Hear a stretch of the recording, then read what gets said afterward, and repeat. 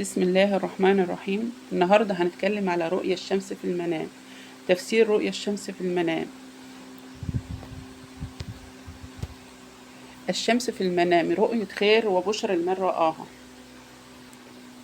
والشمس في البيت أو خارج البيت أو بعد ظلام بتكون حياة جديدة أو حياة أنت مقبل عليها، أو ممكن تكون سفر على سياق الرؤية. لو رأيت الشمس قريبة منك وحجمها كبير فده بتكون رؤية تحذيرية يعني. ولو حسيت بحرارتها ودفئها جامد، مش دفء، حرارة أكتر يعني، مش مستريح في الحر ده وانت زعلان، فده انت بقى ايه، المنام هنا بيحذرك انك تكون ممكن مزعل حد من ابوك او امك. فلو مفيش الاب والام يعني في المنام، فبتبص للايه بعد منهم يعني في الولاية.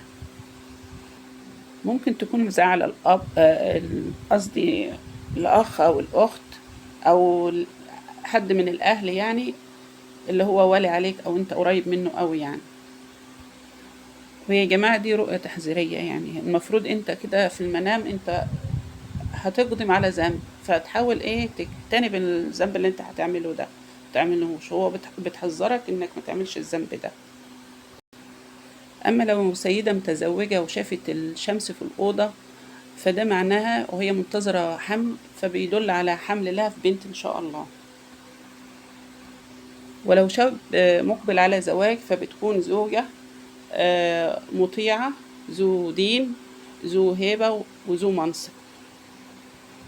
في مرة واحدة شافت الشمس دخلت أوضتها وقالت لي مش عارفة ايه الشمس ديت، فأنا قولتها لها ان شاء الله هي كانت منتظرة حمل، فقلت لها ان شاء الله هترزقي ببنت، وفعلا حصل، والله على ما أقول شيء.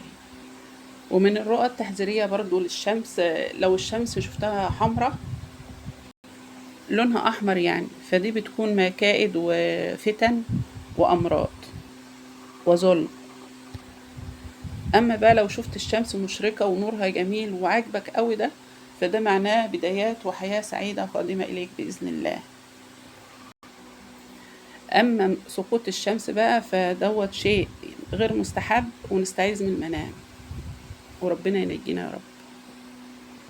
أما لو شفت الشمس داخلة في غيوم، فدهوت في حد في حياتك بيعطل يعني سير أمورك، وبيعطل وقف حال جاي من يمه يعني. والله أعلم.